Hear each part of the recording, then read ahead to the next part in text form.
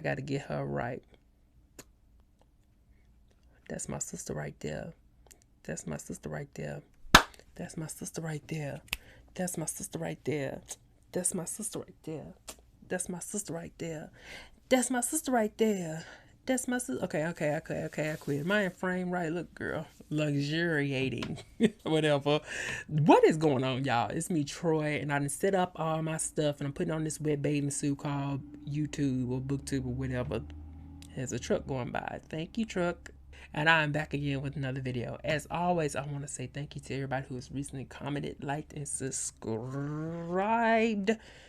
Even as far as about 5 or 6 or 7 or 8 or 10 or 7 years ago. Because it's been a long time since I made a video. Like I said, I'm putting on this wet bathing suit with all this camera and lights and stuff. But I do want to say, as always, thank you. And an extra shout out to those who be hating and watching in the bushes. Okay, girl, you need some kind of some itch spray or something, hating and watching in the bushes? I think you do. So anyway, that aside, I'm joking, but yeah, it's been a minute. Child, listen, I'm tired of using. I don't want to use the phrase because I'm tired of using the phrase. A lot going on. Very tired of that. Like many of you guys, I am mentally, emotionally, spiritually, I would say intellectually, but I lack in that department.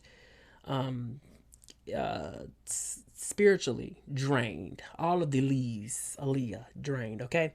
And but today I said it's Friday. I gave myself 3 options. I said option number 1, I can make a quick trip to the library, which is about to close now, so that's pointless. Option number 2, I could just go ahead and make my cup of coffee and go outside and just read. And option number 3 was to actually come here on this bright sunny Friday evening, early pre-evening, I guess, and make a video just to say, or just to check in. I hope you guys are doing well. I hope you guys are being safe. And I'm hoping you finding some kind of peace and solace in all this garbage that's going on. We're just gonna keep it in that frame and in that context. So I'm here to check in, and I done crossed my legs like basic instinct. Can you see my knee? It's bare. Irrelevant. So I'm here to just check in. I want to share first what I'm currently reading, and that is actually Elizabeth Peters' Lord of Silence, which is the 13th book. Let me throw my hair back, my ponytail, my Ariana Grande ponytail. What's that song she be singing? One more. Okay, yeah, that's my song. But yeah, this is what I'm currently reading. The 13th book in Elizabeth Peters. Ooh, here we go, child. Here go the tags. Victorian era mystery Egyptologist series, humorous comical series. That's enough tags, right? That colors all this, right? But anyway, yeah, the 13th book, child. The point is that I've been reading these books on and off for the past 6 and 7 years, and I'm doing this TBR of sorts where I'm spelling out the word September per the author's last name. So S was for Brandon Sanderson, which I finally read a Brandon Sanderson book, which was Mistborn. You ain't gonna be able to see it. I ain't gonna pull it out. The E was for David Eddings, which I just finished Pawn of Prophecy. And the S is the P, excuse me, I can't spell today. And the P, of course, is for Peters. So yeah, I'm enjoying this book right now. I love Amelia Peabody, the character, and her husband Emerson. I've spoken of them time and time again. I think they're just a funny, comical couple. Very witty. Love the humor in this series. And this particular copy, some reason, it jumps. Let me show you this. Have y'all ever had a book that do this? Like, it's a page 276, and then the next page is 309. You see that at the top? I read it. The actual pages. The actual content is still there. It's just the numerical factor is just off. And I bought this book at a used bookstore in downtown Chattanooga. I said, "Is that how they doing it over there?" I guess. But yeah, I'm gonna make my coffee after I finish this video and get deeper into this book because I'm enjoying this. I really am enjoying this particular. I always enjoy these books generally. So rewind it back like Missy Elliott. Let's rewind that back. Was that Missy Elliott? I think it was. I did finish reading that came out earlier this week. Sailor Moon number 9, Eternal Edition number 9, baby. Yes. I don't like all that. I don't normally do stuff like that on some baby. But look at this cover. I think that's the gush. The gush factor is this cover. I could gush so much that I would probably blow the chip out of this card reader or whatever. But number 9 came out early this week, and it's giving me all these hetero dreams, of one day becoming a princess. That's a joke and that's a lie. One of the biggest misconceptions is that no, I do not want to be a princess. Okay, let's just keep it funky. Okay, but the point is that I love this cover. I think it's very beautiful. But anyway, this particular volume, it covers the beginning, a couple of chapters, or the beginning half of the Stars arc. As many of you guys who are familiar with Sailor Moon and Naoko Takeuchi's work, the Stars is the final act within the series. So one of the telltale things, as it's been probably about 24 years since its debut, that the Sailor girls, they die within this particular arc before being resurrected toward the end. Anyway, I'm loving it. The final one actually comes out next month, so they are releasing them pretty much back to back.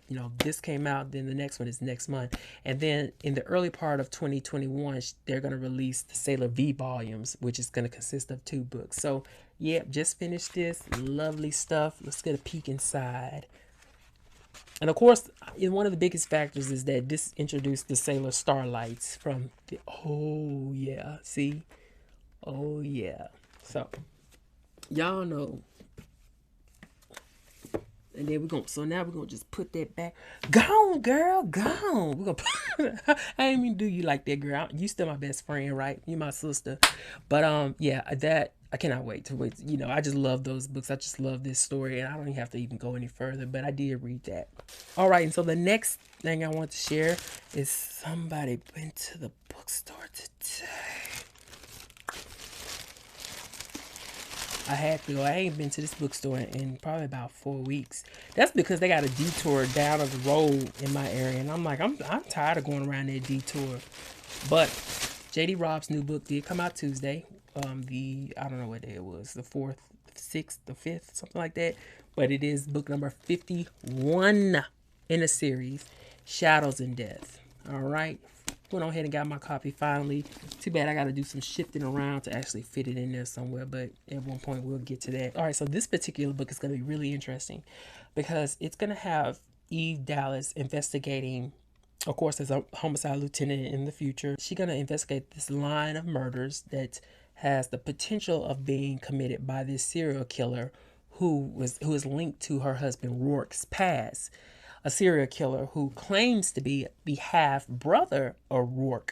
Very seldom do this series go into each of the characters' backgrounds in their past. As Eve and her husband has a very troubling background and past, but very seldom did the series go reaching into the past and pulling out some more stuff to feed into the current storyline. So the possibility of Roarke having a serial killer half-brother come out on stage is of epic proportions. If the DNF test does read that they do share the same father. Now, even with that being said, I'm very skeptical at the same time, because the last time that they really reached into the past in regards to Eve's storyline, as they connected Eve finally with her biological mother, I was very, very, very, very, very disappointed in that book. And it is called and it's New York to Dallas. It's too far up there. I'm not gonna pull it out. That I just was not a fan of that book particularly. That's the book that made me stop reading the series for about 2 or 3 years. But I'm hopeful that this has a very decent and delicate and revealing ending in concerns to that connection, as we of course reach back into Roarke's past. So more than likely Shadows and Death will be the next book that I pick up. It's not aligned with my September spelling TBR exactly, but it's still one of those interruptional reads. It's interruptional word that I just kind of plug into there. I just plug into there. Chinese checkers, girl, Chinese checkers. All right, so the next book I was contemplating. You know how you about to do a relay race and you about to grab the baton and run, and you got one toe sticking towards the forward position in the obstacle and one to thrust you off in the back. So I was switching like this, trying to figure out, do I really want to buy this? Should I buy it? Should I stay? Should I go? I'm in control either way. But I ended up buying this bind up of David Eddings' The Bulgarian high fantasy. I guess you could say high fantasy series. Yeah, it is high fantasy series. I know it's kind of weird, but I ended up buying this one previously, which is the first book, Pawn of Prophecy, and I read this book and I absolutely enjoyed it. As you guys know, I'm reading the Wheel of Time series by Robert Jordan, and okay, so how do I put this? I haven't finished book 6, which I found to be a meandering, bloated experience, and so much so that I had to switch to reading or participating with that book and engaging with that book in audio form. I wanted a break. I found David Eddings' works to be all of the things that is the Wheel of Time, in a sense, as it concerns characters. The young boy from the village in high fantasy series who moves beyond the village and then discovers certain magical capabilities or something special about himself that is going to help him transform the world as he defeats some of these wicked, wicked, wicked men and women that he comes across.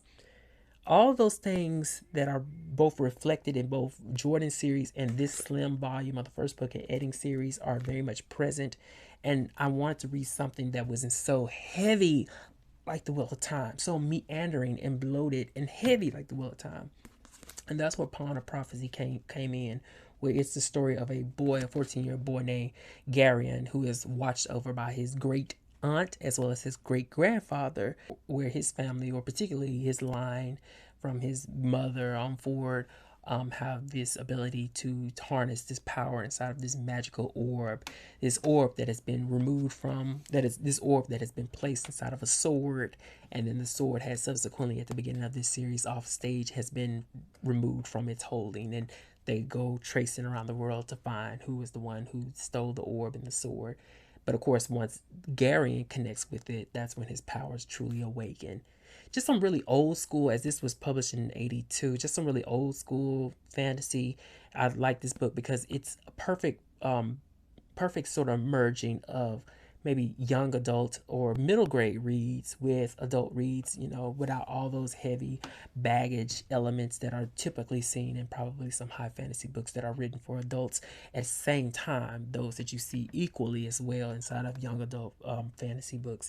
So that's why I really enjoyed this. But it's very hard to find the next books in this series, so I ended up buying this bind up, which has book number 2 and 3 in it. And my urging was to not buy it, but I said, what the hee haw, hickety hock, patty whack, give a dog a bone, and bought it anyway. I just said, girl, I just want to read these books. I really enjoyed the first book, Pawn of Prophecy. And one of the things that I do is I sell books online on Amazon and on the marketplace. So I'll get a couple of coins back from that. So this is the book that I got. It has the next 2 books. And then we have another volume containing the final 2 books. And then the series switches over to a different perspective. But I want to see much more about what happens with Garion. They're really simple, enjoyable, so under complex fantasy stories that I enjoy. And I particularly love his aunt, as you can see on the cover. She has this swipe of white in her hair, and of course she's a sorceress and all this kind of cool stuff. I love how I feel. So that's it, guys. I just wanted to check in with you guys and just share those things with you all. And I hope you guys are doing well. I hope you guys are being strong. I hope you guys are being safe. I hope you guys are being objective. I hope you guys are being objective.